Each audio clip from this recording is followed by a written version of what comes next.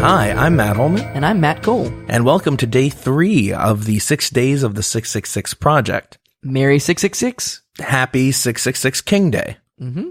So, the 666 project is a Halloween anthology show that happens near every Halloween around at the Push Comedy Theater. And it will be premiering on October 19th, also playing on the 20th, the 24th, the 25th, the 26th, and the 27th. And the whole purpose of our 6 days of the 666 project is to give you a little insight into the creative process. That's right. We're going to feature interviews from former cast members and crew, and even have a couple of scripts performed by original cast members from previous years past. That's going to be really exciting. But for today, for day 3 of the 6 days of 666, we have an interview with Bobby Mercer and Keys Wrenn, cast members of previous 666. I'm gonna get you, my pretty. Hi there, my name is Matt Cole. I am of Go On Productions, and we're going to be talking the 666 Project, a horror anthology. I'm here with 2 alumni. I'm an alumni myself. We got Bobby Mercer. Alumnus reporting. Alumnus, sorry, yeah, way to call me out. And we also have Keys Wrenn. Welcome. Hello. So we're going to talk about 666, all your favorites from the past, what you are expecting or hoping for in the future, and we'll even do, I don't know, maybe a little dance. Oh, yeah. Oh, yeah. Let's first start off with Bobby. So talk about what your experience has been with 666. I was in last year, which would have been 2018. It was a lot of fun. Everybody puts a lot of work into it. It's very cool to have original pieces to work on. If you're in the theater game, most of the stuff you end up doing is, established material. It's very nice that it's local and you get to sort of hang out with people that you hang out with all the time, but also be creative with them. And it's very cool. Yeah. Let's see. So Bobby is, full disclosure, he's a good friend of mine, and we're staring into each other's eyes very longingly. Define good. And we even room together. He's my roommate. We have a 3-bedroom apartment, but we sleep in the same bed. Yeah. It's a twin-size bed. Now let's go over to Keys Wrenn, who is not one of our roommates, but he is always welcome over here. I wish. Talk to us about what your experience has been with 666 in the past. So I was in 2017's 666 with a slew of wonderful actors and actresses, and can I tell y'all a story? Go for it. Hit it. So this is me being real. All right. So when I got cast, I'm going to my rehearsals, and me being the creative person I am, I'm watching the directors do their thing, and so I would be me, and I'd be like, hey, what about how about this? You know, like I can do that with you. Because you're an actor's director, so you respect. You give people a little bit more leeway for creativity. Where some, and I'm not saying anything bad about anybody, but I gotcha. So I go up to Brad one day. So Brad McMurrin, he's the owner of the Pushers or Push Comedy Theater, one of the original members of the Pushers, the founder. In fact, he's the producer of the 666 Project. So that's big time. You're going up to the big boss. What'd you say to him? So I go. I go up to Brad and I was like, hey, listen, man, can I talk to you for a minute? And he's like, yeah, what's going on? I was like, so I'm having rehearsal, yesterday, and so on and so forth. And then I was like, and then the other day I was with so-and-so's and their piece, and I was like, but I didn't. And I did that enough to Brad where he finally told me, he was like, Keys, you're an actor. Shut the fuck up and go out there and act. I don't care what you think. You're not a director. You want to insert some opinions? Go direct a piece one day. Until then, fuck off. That was my and then we became great buddies. Define great buddies. Wow, well, thank you for that, Keys. My golly. Good times. Yeah, and you've already alluded to, if you don't know already, me, Matt Cole, I directed you previously, and in a great piece called Devil Makes 3. Mm-hmm. And yeah, let's actually talk about what were your favorite pieces. If you don't say mine, I'm going to hate you forever. Bobby, what are your favorite pieces? Either that you were in or not in. You just have viewed. How many 666 have you seen, by the way? I think all but maybe the first year. So the last couple years, I've been involved with the theater and I've been able to catch them. Awesome. So what was your favorite piece? Of all time? Of all time, baby. Well, definitely not that weirdo one in the cabin from last year. I can't remember who directed that. That could have been me. Where people, afterwards, everybody's just like, huh? But that probably was my favorite. No, really? Yeah. Oh, cool. That's nice. Just because it's so, it had like elements of sort of absurdity and almost like I'm forgetting like theater of anxiety elements with the music and the different things, and so that was pretty cool. I'm probably just going to mention things that I was in as my favorite. Yeah, that's fine. Because that's just me. We don't have any ego here at this table. Not at all. I'm looking at Matt Holman across the way from me. Yeah, I gotcha. So my favorite thing about the 666 project, I was in this awesome scene where I could be doing my impression of Tom Cruise. Yeah. So that's what I did. What was the name of that one, by the way? Do you remember the name? That was the opener. That was the one that Ed Carden wrote. Yeah. I forgot the name of it. Was it called The Acolyte or was something different? It was about the... True Believer. True Believer. I think it's called True Believer. I'm pretty sure. Yeah. Directed by Core Theater. Yes. Mm-hmm. And that was very cool. So basically, I just came out and did a Tom Cruise impression. Yeah. So that one was really neat. The story... which you can expect stories like this and even kind of stranger or weirder.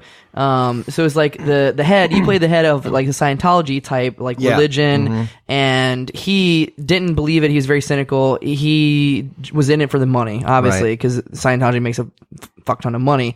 But one of his acolytes was a true believer, and actually there was like the God that you thought you had made up. Your character. Yeah. And then of course the creation turns on you and takes over. The other cool thing that I do remember from them, actually, I point to Keys. He and the very talented Anna Sosa were in a fight together. Yeah, which was very cool. One of the cool moments people remember. Yeah.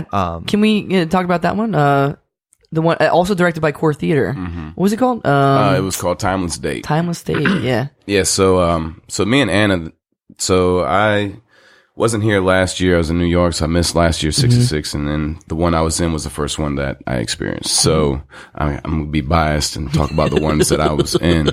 So me and Anna were actually in all 6 pieces. And so we had just a little bit extra work than everybody else. And me and her were, as Bobby was saying, a part of this Timeless Date where Core had choreographed this fight scene. Now, in the script, it literally only said something so basic as like a fight ensues. Yeah.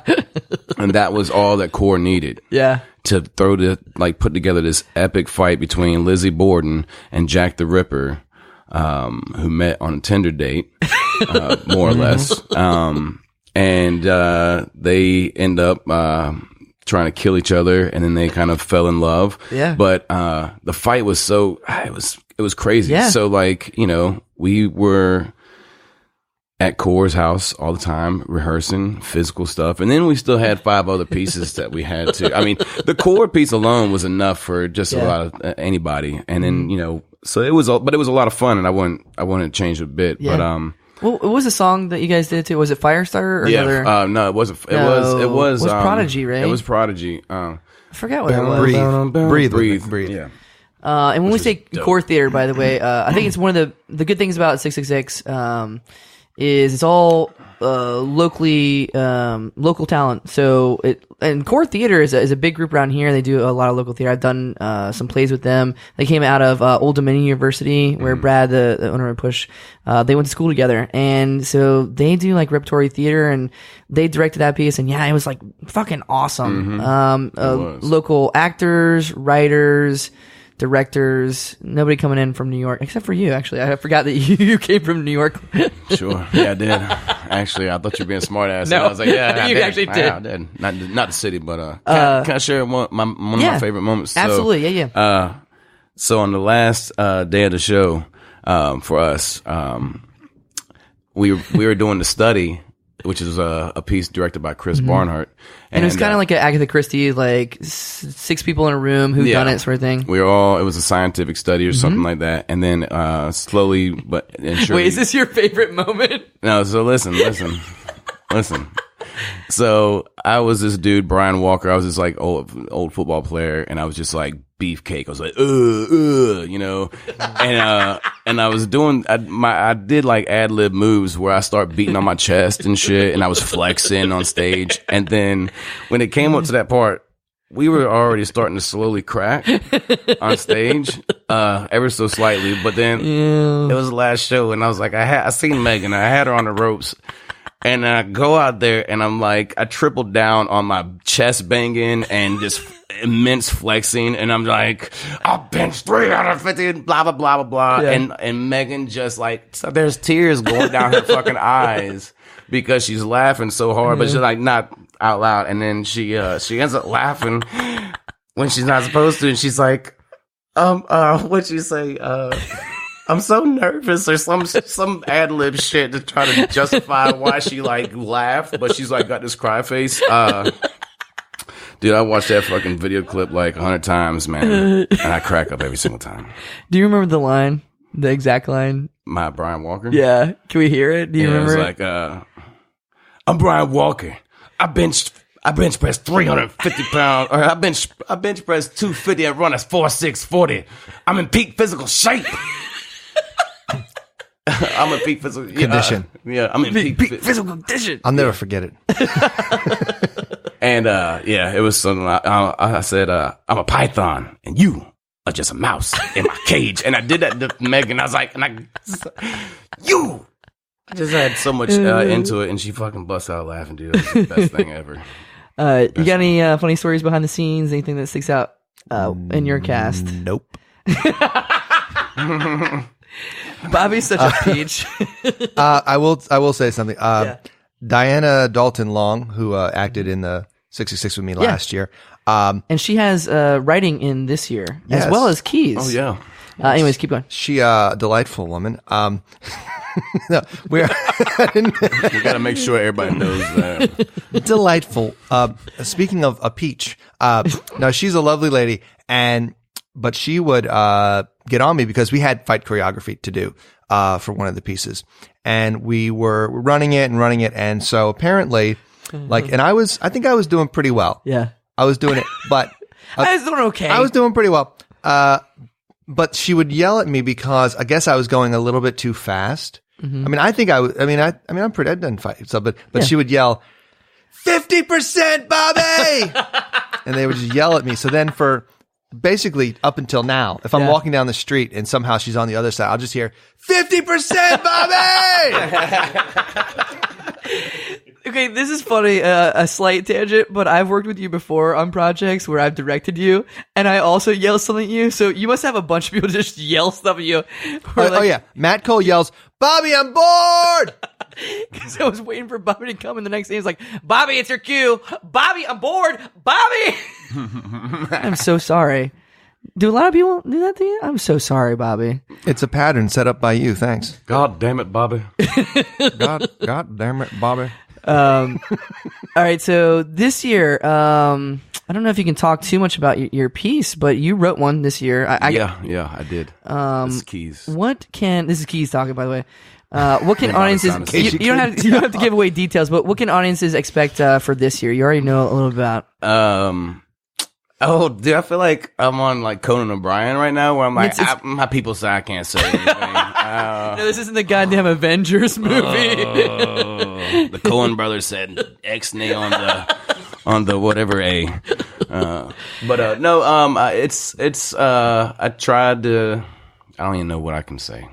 From your knowledge of the past, you've been in a show, and you too, Bobby, can help out. What can audiences expect to see at the show at 666? What kinds of stuff to see? There's gonna be humor. Mm-hmm. It'll be funny, yeah. But there's gonna be scary stuff. It'll also be frightening. I think so. Horrifying, maybe. People will. You guys are selling the shit out of this show. You might soil yourself. I mean, I think people might pass out from fright. There will be smelling salts if you pass out. Ammonia bullets. Ammonia bullets. And ammonia bullets and a bleach chaser. Because, you want to get those together. For those of you at home, for children listening at home, never mix bleach and ammonia. You can die. That's for that extra sleepy time. You guys are obviously ready for the lightning round. Here we go. Favorite horror movie, Keys. Oh, shit. The Goodfellas. I mean, it was on the spot. I don't know. I couldn't think of anything. Avatar. I don't know. What's scary? Shoot. Why can't you start with Bobby? Land before time. Okay, I'll come back to you. Yeah, Bobby, favorite horror movie? Titanic. Look, that iceberg had malice in its brain. All right, back to Keys. Oh, man. What's that fucking... what's that cartoon with the toaster? The toaster one. The Brave Little Toaster? Golly, man, I'm going to tell you something serious. All right, next question. That was scary. All right. As a kid. Favorite Halloween candy? Bobby. Ooh. Reese's peanut butter cups. Yeah, good. Keys. Those brown pieces of candy that come in the black wrappers and the orange wrappers? Oh, the taffy stuff? Yeah. That is not one of my favorites. I do love Snickers, though. That is weird. Those things are terrible. If you could murder one person, past or present, who would it be? Bobby. Murder somebody? Mm-hmm. Yeah, we're getting real, man. Who would it be? Tick tock, tick tock, tick tock. This is riveting podcast. I must say Sean Bean. Oh, good. Just because I want to be a mark on his belt of like somebody who killed him at some point. Somebody who actually killed him. That's a good answer. Bobby, you got to follow it up. Somebody you murder. What do and don't say Keys before you murder Sean Bean to save Sean Bean. That's cheating. No. But that's clever. I would. This lightning round brought to you by Something Slow. I would murder the person who invented ketchup bottles. Golly. Because it's such a bad. You gotta have a technique. It's like, what kind of a device is this? Why'd you make the opening so small? If I have to bang it on my hands and I have to go to a restaurant and see some asshole next to me. I actually saw this a couple weeks ago. There was this guy and he was like shake the bottle. He gave up. He got no ketchup. Did you know I mean, that's a cruel thing to have something there. I mean, it was unbelievable. I just threw away a ranch bottle. A bottle of ranch that on the outside looked like it was a full bottle because it was all on the sides, but there was nothing in it. It was all on the sides. Did it come like that from the factory? Did it just, you open it up and realize I wish I could. I used it all up and it just never dripped down. I flipped it upside down. It had a weighted bottom so it would feel full. Yeah. Okay, what should audiences know about the 666 before they come? What should they know? It's going to be fun. Yep. It's people are going to be very active, get great audiences. It's a lot of fun time. So, I would say use the bathroom before the show starts because last thing anybody wants to do is run a mop down the aisle in the middle of the show because you peed your pants because you got so scared. Some good advice from Bobby and Keys. All right, well, come see 666 Project. You can see Keys's pieces here. What's the title? You can tell the title. It's called Bless This House. Nice. So it's called Bless This House. Come see Keys' writing and 6 actors, 6 directors, 6 nights, opening on October 19th, then the 20th, and then the following week on the 24th, 25th, 26th, and 27th. Oh, that's 6 dates. What do you know? And they're all at 8 p.m. Get your tickets online at pushcomedytheater.com. Any last words? Shouldn't it be like the 6666 Project? Like there's a lot more sixes, I think. I think they should start the shows at 666, which would be 706. I think we should have a... Okay, let's go out on your favorite scary noise. Bring,